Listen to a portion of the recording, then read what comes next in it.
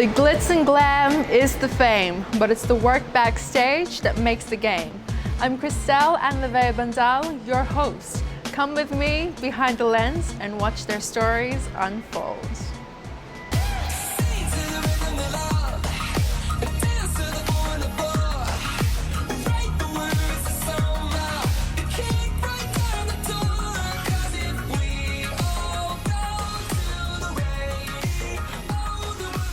Welcome back to Behind the Lens. We're here today again with AhKim Tan.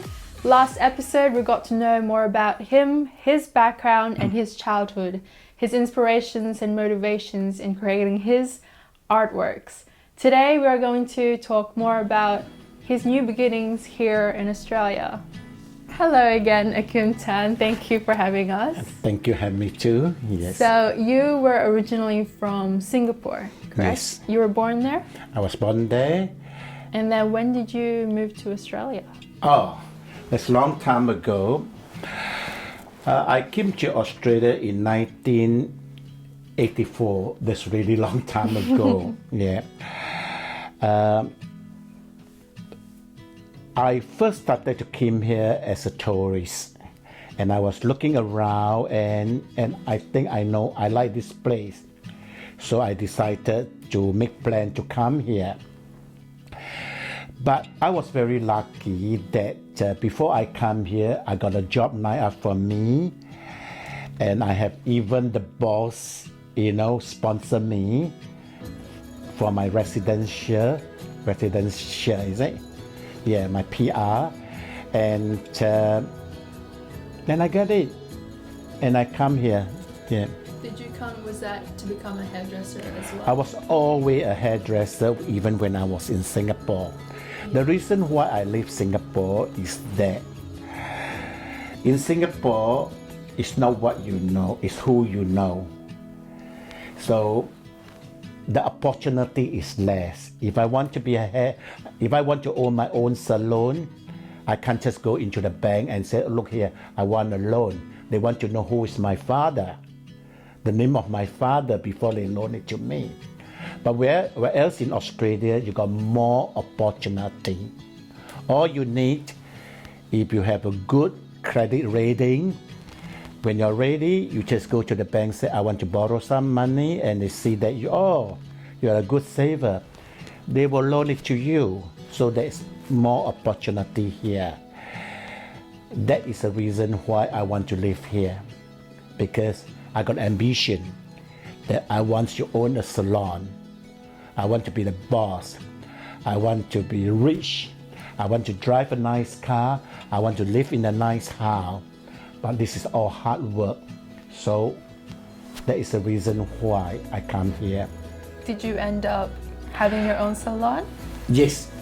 I got 3 wishes when I come to Australia. I want to own a house, a nice house. I want to drive a nice car, and I want to learn how to swim. How to swim? Learn how to swim. I managed to buy a house and an apartment actually, and my apartment is a very good apartment facing the water. I drive a very good car. I was the first hairdresser in Australia, rather in a migrant, Asian hairdresser in Chinatown to drive a BMW. Wow. I was very, and I changed twice for my BMW. But swimming, today I'm still learning how to swim. That's bad. Are you still aiming to learn how to swim? I spend a lot of money and lessons, but I still cannot swim well. I can swim a little, but still not well. Yeah. So when you came to Australia, was there any challenges that you faced as coming from Singapore? When I come here, but God is with me. God is helping me. When I first came here, my goodness, I don't know any people at all. I have only $50 in my pocket, return air tickets. I don't have any friends at all, and I don't know where I'm going to stay tonight. But I'm not scared. I was young. I was around 29 or 30 years old. I was not scared. But a day before I leave for Australia, a friend of mine asked me to do her a favor. She says, when you arrive in Australia, can you ring up to my friend to ask my friend to pick up my brother tomorrow? I said, all right, I do that. So anyway, I arrived today. I call him and pass the message. And the next thing I said, oh my God, I have to look for a place to stay. But I'm not scared. And I have only $50. I just sit down and smoke. What should I do? I want to go to YMCA and look for a job. So I ring up to the person that I don't know him. I told him how to go to YMCA. And this guy was so nice. I didn't even know him. He said, you don't have a place to stay? No, I don't have. Okay, come and stay with my mother. He offered me, he came to the airport to pick me up and put me in the mother's place. And I don't know him. I don't know the mother. So anyway, I told him, okay, I will stay for 1 week. Because the reason why I say I want to work, say that I want to stay 1 week, that also made me work harder to look for a place, not depending on people. So really God is with me, helping me, and that day I wanted to go to look for the job. So it was in Hurstville. I just walked into the Hurstville. There is what we call a hairdresser. I just go in to borrow the phone to ring up to look for a job. And after using the phone, I just tell the hairdresser, the boss, I saw I'm also a hairdresser. And guess what? Guess what? The boss said, do you want to work for me? I said, that would be nice. I thought I'm looking for a job. So he said, let's start work tomorrow. I said, okay. So I still stay in that person's house, and then I have a day off. I went down the city and I met a friend from Singapore that I never see him for years. And he told me, oh, you are here? I said, yeah. Where are you staying? I have no place to stay. He said, oh, come and stay with us. Come and stay, because I know the sister, come and stay with us. So the sister offered me the place to stay. And then the next thing, once when I'm better off and so on, I look for a place to stay through my employer's contact. And then the rest is history. And I work hard, and I am today. Wow, so you moved from house to house when you first came? Oh yes, I move all the time. I have been moving from house to house, but I never have a day that I have no place to stay. I move, but then I think it's quite common, for migrants, people who just come here by themselves. I think it's quite common they move out all the time, So, when did you start practicing for your avant-garde hairstyling when you came? It was much later, because I tell myself I have to work hard, earn money to buy my apartment first. Then the next step is to buy a car. So I have to do all these things until when I have my car and my nice apartment, then I just say, look here, now I will go and learn avant-garde, because I can relax a bit now. You see, I say I don't have to be in the salon all the time now. I want to go for my passion, my love. So I train to be an avant-garde hairdresser. And then from then onward, then I start to travel. When I was a commercial hairdresser working in a salon, I worked 7 days a week, 364 a day, a year. 1 day off during the Chinese New Year. Oh, 1 day off for Chinese New Year. But I work 364. That's a lot. And not only that, I work full-time, 7 days a week for the next 20 or 25 years. Besides, I going away. Wow. When you came here and you applied to be a hairdresser, did they look for any certification or no? certifications, my boss, because I went to work for him, he seen my work, so I didn't need to show him my certificate. So when I applied for my residency, the PR, I have to show them my my certificate. But I was very lucky anyway. Actually, my boss sponsored me for the work permit. So she brought me to the immigration office to get the work permit application form. And when I submit, I give it to the girl. The girl told me that you fill in the wrong form. He said you should be filling this form. And that form is a permanent resident form. And I didn't know that I'm applying for permanent resident. All the time I thought I was applying for work permit.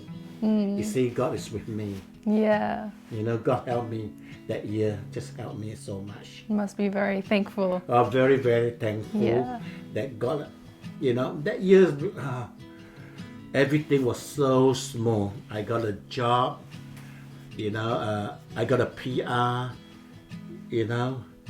I didn't even know I got a PR. I thought it worked for me. You know, everything is so smooth. You know, I thank God for looking after me. Yeah. So you focused on getting your necessities, your home, your car, your main goals first before going on to work with your passion. Yes. Yeah. I have to plan. I planned that after 6 months working with my boss, I start to buy a small little salon, work by myself. Then after when I was working on a small salon, I don't have much expenses, so I can afford to buy a small little unit. So later on, when I getting busy and I move down to a bigger salon, and then I make more money, then I will buy a nicer house. You see, a nicer apartment, buy a new car, because this is what I want. And after that, I achieve all these things, I don't want anymore. After that, after achieving all these things, then I just want to be simple. I just want to be myself already. I sell away my house. I've been living in the house for maybe 20 years. I sell it away. I don't need the house anymore because I achieved it. I don't want the car now. I already achieved what I want. I just go and get this place away from the city, taking train, just be normal. I don't need all these things anymore. Because as I say, that before I come here, this is what I want. I already achieved it. Let's say I don't want anymore. Just back to myself here. What about your salon? My salon, I give it. I was interesting here. As I say to you, that I was never a bright person, intelligent, but I definitely not silly person. I always, as a hairdresser, I always think that I am ahead of my other people, especially the migrant. Do you know, I'm proudly tell you, I'm the first one in New South Wales to open a private hairdressing school. Really? Private hairdressing school. The first one in New South Wales? First one in New South Wales. That's amazing. No one, because it don't give any accreditation to anyone. I was first one to get the accreditation. But I'm not a businessman, so I don't know how to run. So after a few years, I give it up. Then later on, hairdressing is become popular. People want to be a hairdresser so they can live in Australia, apply to be a hairdresser. I reapply again and I get it, this thing, and I'm very proud today that I still, not only the first one, but also the first Asian to run a school. And I was doing very well. My school was a small school. I'm a principal, I'm an office boy, I'm a teacher, everything I know how to do. Wow. Okay. It's a small school, but all year round I got about 200-300 students all year round. Compare other schools who have 900 to 1,000 students. But they have to employ so many people to work. I don't have to. It was all you. It was me and a few staff. Okay. Now I got a few teachers and this thing. If the teacher don't comes to work or they fall sick, I can teach. If the office boy don't come and clean up the place, I can clean. That's not a problem. Wow. So, I mean, I this thing, and I also proudly I want to say to you, I was also a first Asian hairdresser to do hair show in Darling Harbour. We call it Hair Expo. Yeah. Hair Expo. It was never have any Asian people in Australia or over the world to come over to Sydney to present the hair show. And I was the only hairdresser. And that year, I cannot remember that year, they only selected maybe 10 of them. They considered the best hairdresser in the city, and I'm one of them. Whoa. He did a show for them. You know, that is in Australia. That's amazing. Yeah. I'm lucky. You're a pioneer of many things. So as being the first Asian to be able to do all of these things, did you ever face any challenges being different to everyone else? No. Different from them because of the work or what? No, I never.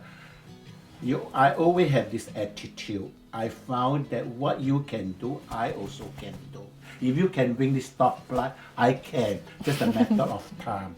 So I don't consider anyone is more superior than the other person in your work. Well, he might be a world famous. He won the top award in the world. If he can do it, why cannot I? I go for it too. It's just a matter of time. I'll be there. Like this visionary in Australia, in London. To tell the truth, I have been in the fourth final. I still haven't walked in, get the top prize, but I haven't given up hope. I still want to do it because I feel that he can win. I also can win also. So I give myself, be more patient. Now I just say that maybe this is my last year, but next year come, I don't know. I must still entering, you know. You're very competitive and you have a lot of I'm very confidence. ambitious. Yes. And I'm very stubborn. I'm very stubborn is because whatever I want to do, I make sure that I want to achieve it. I don't care how long it takes me. It can take me 1 year, it can take me 2 years, 10 years, 20 years. I still go for it. Now, I told you I cannot swim. I haven't given it up yet. I'm still learning. Yeah. Wow. So when you, just going back to your goals before, how long did it take until you got to settle down and focus on your passion for avant-garde? How long? As I say, I come here, I have to earn a living. I want to have a house, I want to have a car. So I keep on working, save, make my business better to get what I want. And once when I get what I want, I go slow and go to my next passion, avant-garde. So my avant-garde was only, I started maybe 10 years ago only. Oh wow. It's only 10 years ago. Not and I that have long been ago, here yeah. for 35 years. So for the first 20 years, I was working as a commercial hairdresser. So the next 10 years, I just do my avant-garde. So yeah, I don't care how long it takes me. If I want something, I really want something. And you've always wanted to do avant-garde? I always want to do avant-garde, and I want to this thing, and I want to do avant-garde, and I want to win big in London. I really want to win big, yeah. Because in London, you're able to show it to the whole world. Once in London, I can win, the whole world know me. You see, and I want it because I love all this kind of thing. Yeah. I'm not shy to tell you I want all these things, you know. I want the people to know me, that I am a good hairdresser. I want to leave what we call it, a legacy behind, you know. Yeah. And I think as well, do you still, with your school, do you still have contact with the people? No, the school, because what happened now when the government stopped giving permanent resident for hairdresser, so I stopped. So there's I no more closed school. the school, I closed the salon and concentrate on my avant-garde. But during that time, you were able to pass on your skill Yeah, to I a lot got of people. school to the student. Yeah. Yes, even now also, yeah. You still teach? I don't teach. I just occasionally they will come to me. I will give them, guide them. Advice. But sometimes I also go to teach in the TAF. Tape? You know, in the TAF when they contact me to teach part-time, you know, I go. Yes, because it's government, you know. Yeah. So you're able to fulfill not only your goals, but also your advocacy for education. Yeah, that's Yeah. amazing. I want to that if one day I still haven't find someone, a young person who really wants to be an avant-garde hairdresser, because as I have to warn them, avant-garde hairdresser, there's no money in it. So you only do it in passion. And a lot of young hairdressers, they don't have the time to do it as a passion just yet, because they have to concentrate on your work to earn money. So one day if I found someone who really loves avant-garde, I will train him, you know. But at this stage, I don't have anyone. You're still looking. Looking someone. Because sometimes the young people say, I'm interested, just only talk, but deep in them, they are not. Yeah. So you're looking for that For real someone passion who really and real love. passion. Because to tell the truth, I don't want to waste my time on someone who have no interest or lost interest. Because when I do things, I want to do it for good. I want to learn it for good. If I want to be an avant-garde hairdresser, I want to learn to be an avant-garde hairdresser. I don't just learn halfway and give it up. That's not me. In anything I do, I always want to learn it right to the end. How do you think you're going to find your student? Oh, they Is come that to it? me. No, it's hard to this day. They come to me. But I have some overseas students, people who want me to teach them, you know. And I can teach them, but short period. I prefer to teach someone in Australia because it's more long-term basic, even once a week or whatever. Because learning things, you have to take time, because you cannot learn everything within 1 week. Yeah. You cannot, you have to take time. Maybe once a week you come and keep going, you know. I think that's also because being an artist, you can never stop learning. There's always more things you can improve your on. mind is keep on working. Yeah. You know, you keep on working. You know, sometimes you look at something, oh, you like it and you want to do it. And then like the next start that I want to do it, I go, oh my God, how to, and I keep on to thinking how to do it, how to figure, how to do it. A piece of hair, then my next project, a piece of hair with a hole. How am I going to cut a hole in between the whole piece of hair? So I have to think how to cut the hole there.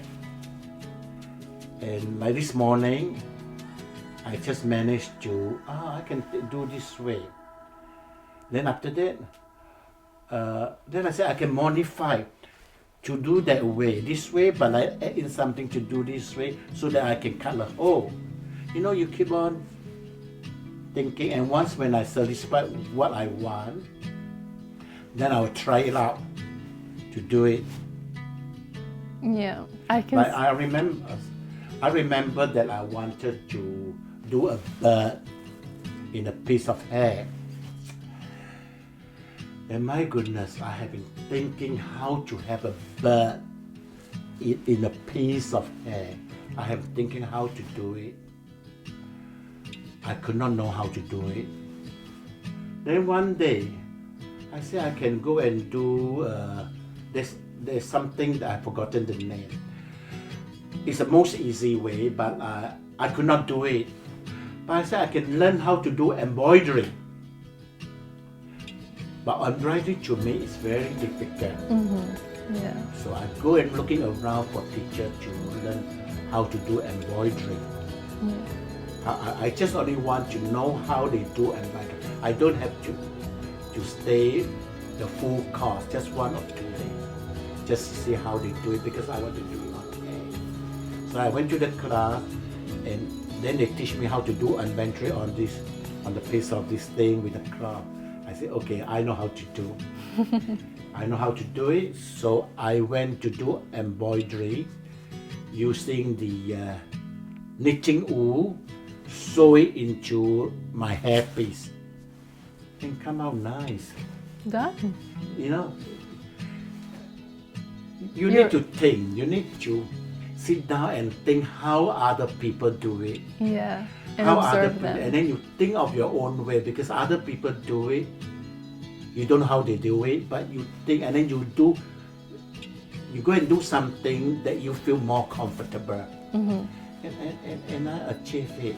If you look into the my latest hairstyle on Alexis Lane, the straight red hair with the black, there is an embroidery there.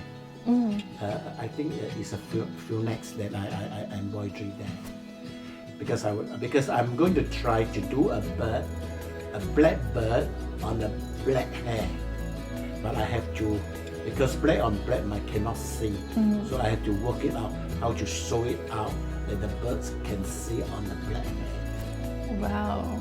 So I can see that you're very hardworking, persistent as well with the goals that you want to achieve. Yes, you have to, you need to achieve, you need to be patient. If it's not successful, we do it again.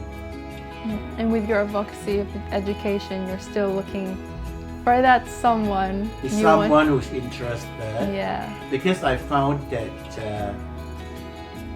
I think the system in Sydney, Australia is that, okay, if someone wants to be hairdresser, let's say for example, this boy is very talented, he's going to be a good hairdresser, but in Australia the system, I don't know, I think the system is the same. You need to get a job in a hair salon, and once you get a job in a hair salon, then you can go to the school, go to the TAFE and learn. I think this is how the TAFE run, you know.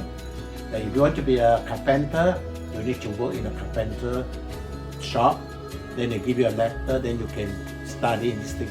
But what happened, this boy who's so talented, this girl's so talented, she cannot get a job.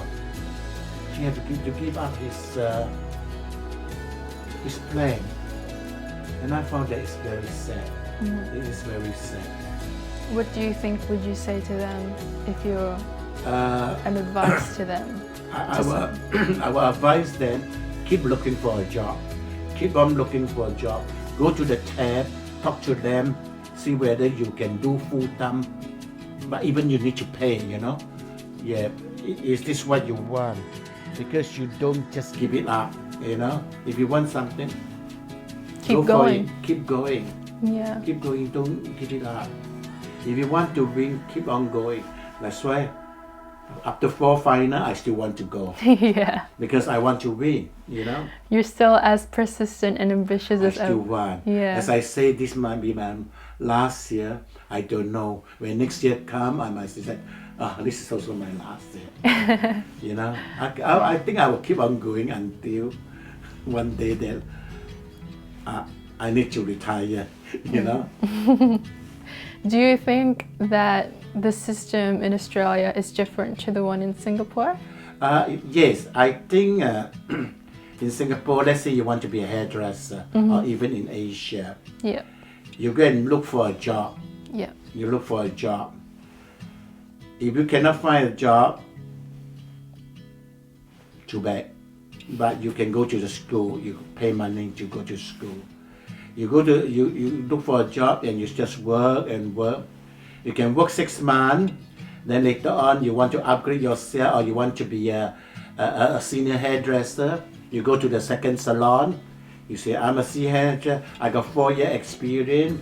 And if you can prove yourself to cut the hair or whatever, and a boss happy you, and the next thing you become a senior hairdresser, even you have 6 months experience. In Australia, not. You have to 1st year, 2nd year, 3rd year, 4th year before you become a senior hairdresser. Really? So the system are a bit different.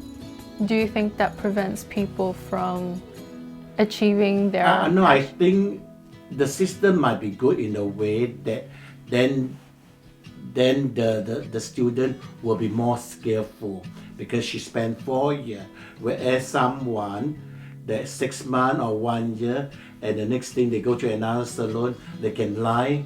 They say, I have many year experience, and they get a job. But the skill might be no good. But there are certain people who are talented, might be good. But this is only a very small percentage, you know. Because hair, the more you learn, the more you are better, you know. Yeah. So we can definitely see that the cultural differences there as well. With avant-garde in Singapore, is it also different? To do the hairstyle is no different. It's an individual creation.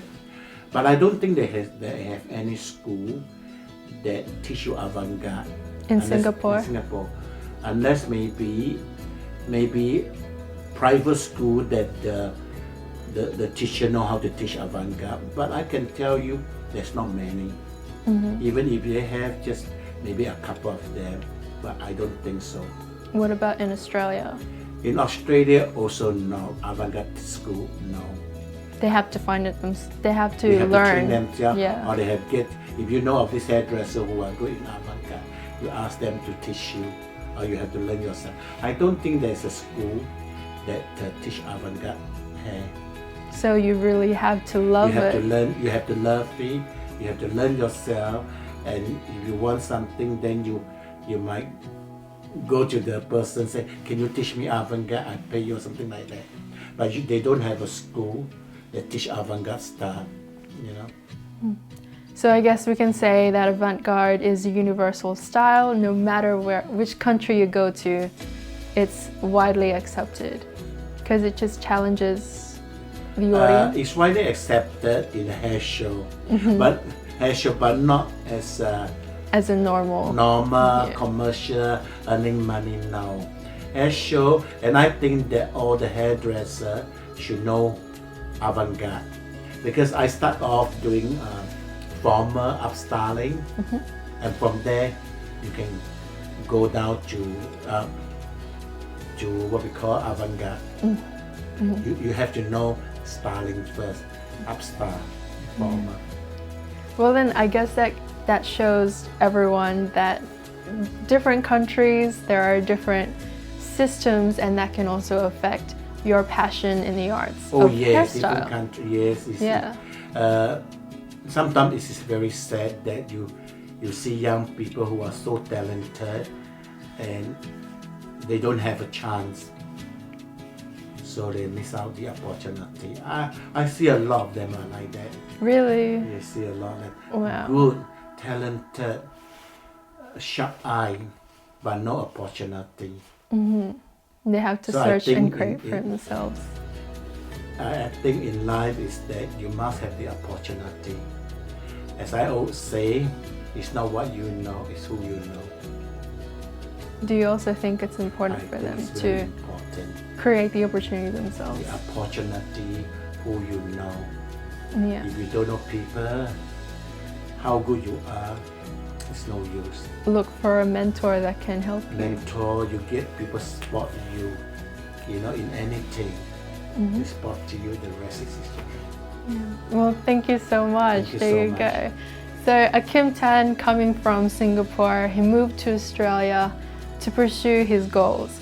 First, he completed trying to look for his home and his car, his basic necessities before he could work on his passion, which he really loved and cared for, which was avant-garde hairstyling.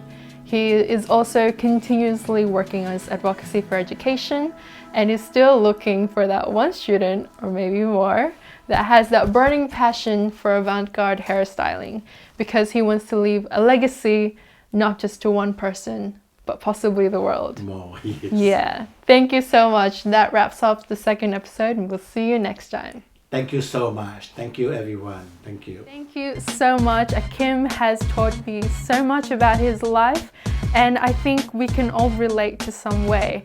It shows that no matter what your passion is, you have to work hard. Sometimes it can take years, decades. No matter how long it'll take, you have to have the passion and love to keep working for it, because in the end, it will always be worth it. We'll see you guys next time, and this is Behind the Lens. Bye!